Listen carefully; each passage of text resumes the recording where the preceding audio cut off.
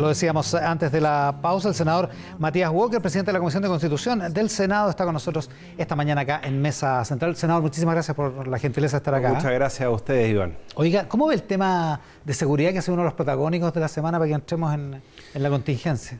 Yo creo que la gente está muy cansada de la violencia y la delincuencia. Yo creo que la gente está chata de la violencia, por decirlo en buen chileno. Y claramente no es culpa de este gobierno, es una situación que viene desde hace mucho tiempo.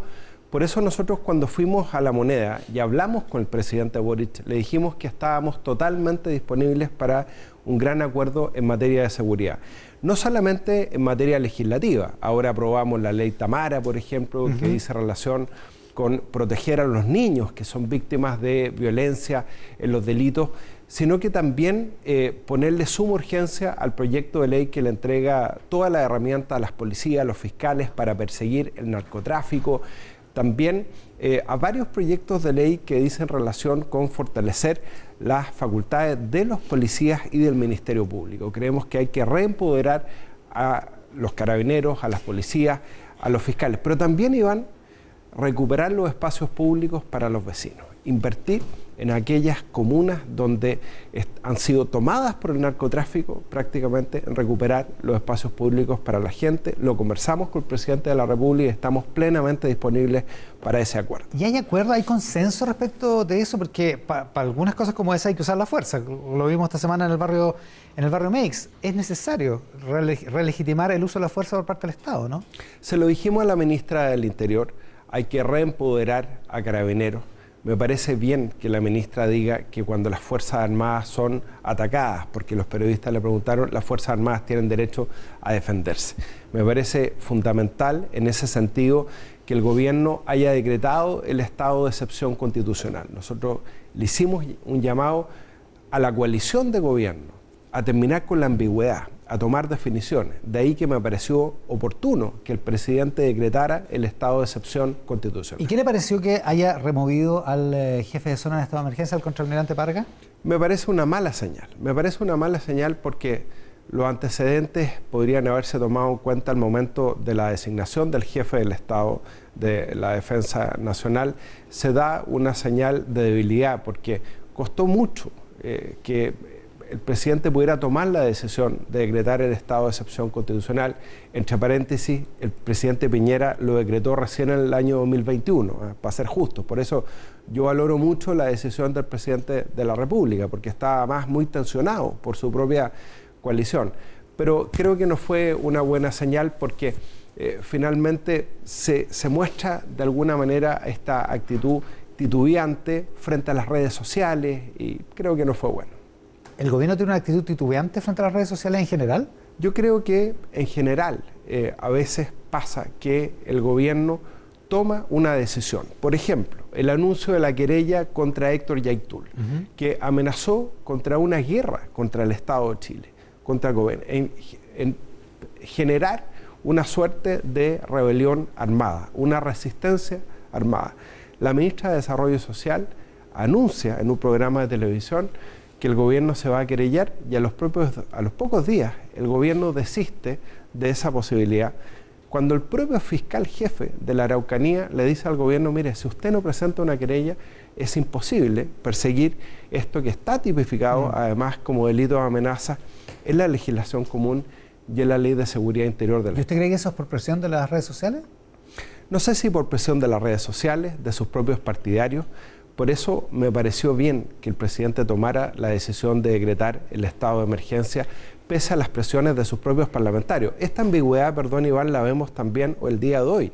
El presidente del Partido Comunista, Guillermo Tellier, señala que los presos de la revuelta, entre comillas, son presos políticos. Cuando la vocera del gobierno, Camila Vallejo, de su propio partido, había dicho de forma clara y categórica que en Chile no hay presos políticos, que en Chile no hay presos de conciencia.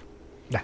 Oiga, otro de los temas de la semana, ¿qué va a pasar con el Senado y en rigor con los senadores que están empezando su periodo de 8 años, usted entre otros, digamos? Cuando empieza a regir el nuevo Poder Legislativo, si es que la Constitución se aprueba el 4 de septiembre, ¿qué le parece a usted esa controversia y la idea que subyace en el debate de las normas transitorias de que contando 4 años desde este año, debería terminarse esa transición y por lo tanto los senadores como usted quedarían ahí en medio de una especie de limbo. Nosotros estamos defendiendo un principio. Ese principio, Iván, es que las regiones tienen que estar bien representadas por representantes que tengan todas las facultades. Creemos que este intento de crear una Cámara de las Regiones con menos facultades que las que actualmente tiene el Senado termina debilitando la representación de las regiones. Lo dijo el presidente del Senado, obviamente esperamos a que se respete el mandato popular. No se trata de defender un cargo, se trata de defender un mandato ciudadano que nosotros acabamos de recibir. Porque ¿eso además en concreto significaría que la Cámara Territorial, si es que se aprueba la Constitución, la Cámara Territorial debería entrar en vigencia en el año 8? Lo que planteó el presidente del Senado a nombre de la institución es que tiene que respetarse el mandato bajo el cual fueron electos todos los senadores y senadoras. Porque además es complicado, Iván, es que es re complicado. Yo voy a explicar la razón también. Que después de una elección donde Apruebo Dignidad sacó solo 5 senadores, los convencionales de Apruebo Dignidad quieran eliminar el Senado. Porque yo me pregunto, ¿qué pasa si Apruebo Dignidad hoy día tuviera la mayoría de los senadores? ¿Quisieran eliminar el Senado? Y eso es lo que desde el punto de vista democrático yo creo que es bien cuestionable, aparte de pasar a una institución donde las regiones van a pesar mucho menos de los que están pesando ahora. Por eso no me extraña que la mayoría de la encuesta de opinión pública, hoy día las regiones sean las que se muestran más partidarias del rechazo. Ya, ahora, en términos prácticos, para que la gente, para que todos entendamos, digamos, eso significaría que el nuevo diseño del Poder Legislativo, si es que se respetan los plazos por los que fueron electas las autoridades, tendría que empezar a funcionar en 8 años más, digo, o en 7 años más. Nosotros vamos a ponernos en todos los casos. Si se aprueba la propuesta de la Convención, este Congreso Nacional va a tener la responsabilidad de aprobar todas las leyes de ejecución de lo que apruebe la Convención. Y por eso rechazamos lo que planteó el ministro Jackson y el Contralor de asumir funciones legislativas vía decretos con fuerza de ley, porque es en las dictaduras donde se legisla por decreto. Segundo, si gana el rechazo, nosotros también tenemos otra responsabilidad, que es continuar el proceso constituyente y generar una reforma constitucional para preguntarle a la ciudadanía qué es lo que vamos a hacer. Hablemos del plan B y hablemos de los decretos con fuerza de ley, pero en la práctica, si gana el apruebo, ¿qué es lo que debería ocurrir, digamos? El Congreso tendría que legislar el nuevo sistema legislativo. Eso lo tiene que definir la Convención en las normas transitorias, pero obviamente el Congreso Nacional va a estar años discutiendo y aprobando las leyes de ejecución de lo que resuelva la Convención, y nosotros estamos totalmente disponibles a eso y a aprobarlas en los plazos que correspondan y que sean razonables. Pero acá si le da un plazo de 3 años, es decir, de aquí al 2026, digamos, si le da un plazo de 3 años para hacer esa legislación y generar un nuevo poder legislativo, ¿es un plazo razonable? Eso lo tiene que definir la Convención. Lo que nosotros estamos defendiendo es un principio, y lo dijo el presidente del Senado. Todas las autoridades que acaban de ser electas tienen un mandato ciudadano que debe ser respetado. El borrador, así como está definida la Cámara Territorial con las atribuciones que están. El vicepresidente de la Convención dijo, esto es lo que es. Ya no hay más, ni se pone ni se saca en el borrador, salvo las adecuaciones sintácticas, digamos. ¿Le satisface en términos de las atribuciones de la Cámara Territorial? Hoy día la Cámara de las Regiones va a tener menos atribuciones que el Senado, y obviamente eso no nos satisface, porque son las regiones las que pierden la posibilidad que sus representantes puedan presentar proyectos de ley en los temas que a la ciudadanía le interesan. Por ejemplo, la seguridad ciudadana. ¿Es tan fundamental como para que usted rechace el borrador? Eso lo vamos a definir el 5 de julio. Lo que sí, yo le puedo decir, Iván, que me preocupa el clima de confrontación bajo el cual se ha elaborado esta propuesta de constitución, que no guarda ninguna relación con el clima de acuerdos que primó el 15 de noviembre y con el mandato de un 78% de la ciudadanía para generar este proceso constituyente. Por eso yo dije que de alguna manera la Convención se farrió el 78% del apruebo, porque había un clima de unidad. y lo que ha primado es un clima de confrontación. ¿Por qué lo van a definir? Usted la declaración del Partido Comunista cuando dijo vamos a rodear la convención. Acuérdese usted la funa que se llevaron los convencionales del Partido Socialista. Ah, eso sí. Cuando votaron en contra una propuesta que desde el punto de vista jurídico no le hacía sentido a nada. ¿Por qué van a esperar el 5 de julio si el texto ya es lo que es, digamos? Porque la esperanza es lo último que se pierde en la vida. ¿Pero usted cree? ¿Usted cree que realmente hay espacio para cambio? Bueno, lo que pasa es que convocaron a un grupo de especialistas, lamentablemente al final. Si hubieran convocado a un grupo de constitucionalistas, de expertos desde el principio, yo creo que otro gallo cantaría. Ya, pero según las reglas del juego, los especialistas podrán discutir sobre normas transitorias, aconsejar sobre eso, pero en una de esas, Iván, los convencionales toman nota de todas las encuestas de opinión pública que hemos conocido, que muestran que hoy día mayoritariamente la gente se inclina más por el rechazo que por el apruebo. Incluso gente que votó por el presidente Boric y que votó por el apruebo. ¿No pierde la esperanza de que se reescriban algunas cosas? Bueno, en Bolivia se hizo, ¿qué es lo que se hizo?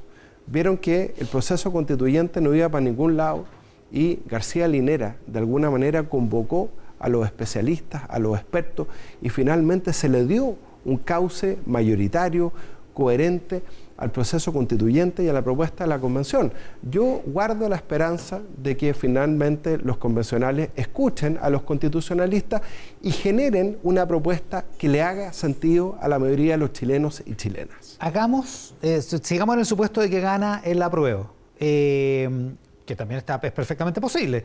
Gana el apruebo y viene el periodo de legislación de este Congreso, para las normas que tienen que complementar el texto de la nueva Constitución, y ahí es donde el Contralor dice, mire, ¿sabe qué? Si el Congreso no da abasto, porque va a tener una gran cantidad de trabajo, en algunas materias específicas, administrativas, sin crear ni borrar órganos, en fin, con un montón de precisiones, dice, podría dársele al Ejecutivo temporalmente, específicamente y excepcionalmente la posibilidad de gobernar o de organizar esto con decretos con fuerza de ley.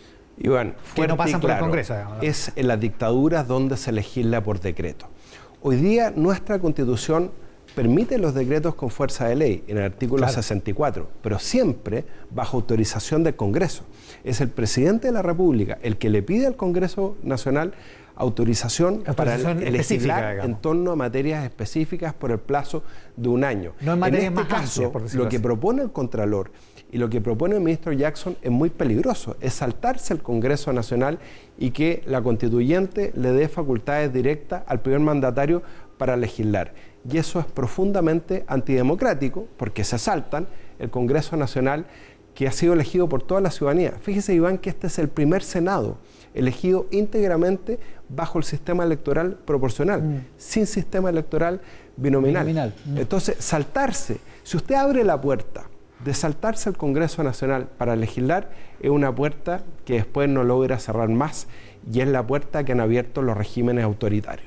O sea, ni aunque sea en términos, porque una solución práctica para un problema real, digamos, o sea, el problema del exceso de carga legislativa post nueva Constitución es real, digamos.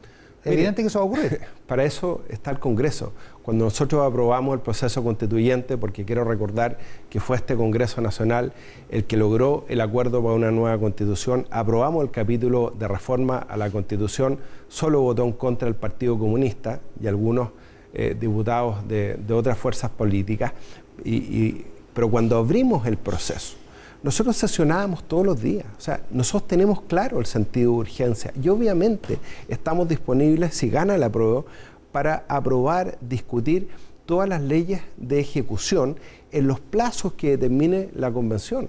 Pero lo que no se puede hacer es saltarse el Congreso Nacional porque eso sería una bofetada a la soberanía popular. O sea, no flota, en el Congreso no flota de ninguna manera la autorización o una reforma para decretos con fuerza de ley. Por ningún motivo, y el presidente del Senado y el presidente de la Cámara de Diputados cerraron esa puerta esta semana. Lo que parece que está en conflicto también es la posibilidad de seguir legislando. El ministro Jackson le dijo a usted como presidente de la Comisión Mixta de Infraestructura Crítica que no valía la pena seguir haciendo esta reforma constitucional porque en septiembre vamos a tener una nueva constitución, teóricamente. Bueno, y yo le respondí al ministro Jackson que nada ni nadie nos va a impedir en ejercicio del mandato popular seguir legislando en torno a la principal preocupación que tienen los chilenos, que es la seguridad ciudadana y el orden público. Toda vez que fue el propio ministro Jackson y el subsecretario del Interior, con la ministra del Interior, Isquia Siches, que nos pidieron convocar a una comisión mixta para seguir discutiendo el proyecto de infraestructura crítica. Y más allá del decreto de emergencia, que yo valoro, se dio una discusión muy buena en la comisión mixta y todos los diputados, senadores, senadoras, desde el Partido Socialista hasta la UDI, fuimos de la opinión que hay que seguir discutiendo la posibilidad que las Fuerzas Armadas, de forma preventiva, puedan resguardar infraestructura crítica que diga relación con los servicios básicos para la población, en salud, en telecomunicaciones. En septiembre podría quedar derogado. Pero no solamente podría quedar derogado esto, podría quedar derogado el propio estado de emergencia que acaba de decretar el presidente Gabriel Boric. Que no está en el borrador de la nueva Entonces hay Constitución. una contradicción en lo que dijo el ministro Jackson claramente, y así se la respondió. ¿Cómo se sale de todos esos nudos, digamos, que están trabando el problema la acción legislativa hoy? Bueno, yo creo que lo más importante es confiar en las instituciones, entender que el Congreso Nacional tiene un rol, insisto, nosotros vamos a colaborar en cumplir el mandato ciudadano, tanto si gana el apruebo como si gana el rechazo. Si gana el apruebo, dictando las leyes de ejecución; si gana el rechazo, proponiendo un texto de reforma constitucional que habilite a persistir en el proceso constituyente. En ese sentido, yo valoro las declaraciones de los presidentes de los partidos de Chile Vamos, de que gane el apruebo o el rechazo, continúa el proceso constituyente, porque ya la ciudadanía se manifestó. Una última en cosa un a propósito de eso. 80% porque siga el proceso constituyente. Javier Macaya dice hoy en una entrevista en La Tercera que como prueba de fidelidad al compromiso, como prueba de la blancura de que ellos sí quieren cambiar la Constitución. Hay que decir que hay gente que desconfía de la UDI, porque fueron bien refractarios en su momento. Dice, los quórums de 2/3 reduzcámoslo mañana a 4/7 o a lo que se acuerde. Me parece bien esa disposición, porque claro, mucha gente va a tener desconfianza a esta pretensión de la UDI de continuar con el proceso constituyente. Bueno, que le pongan la firma y que presenten el proyecto de reforma constitucional. ¿Usted lo apoyaría? Yo creo que el Congreso Nacional, institucionalmente, tiene la obligación, si gana el rechazo, de mantener el proceso constituyente en pie, porque fue la voluntad ya manifestada por el 80% de la ciudadanía mediante el apruebo. El senador Matías Walker esta mañana en Mesa Central. Senador, muchas gracias por la gentileza. Gracias, Iván. La pausa y estamos de vuelta con más. En Mesa Central conversamos con el líder de los amarillos que está planteando una alerta roja, Cristian Barken, al regreso acá en Mesa Central. A trace of pleasure or regret, maybe my treasure or the price. Sura Inversiones está presentando Mesa Central.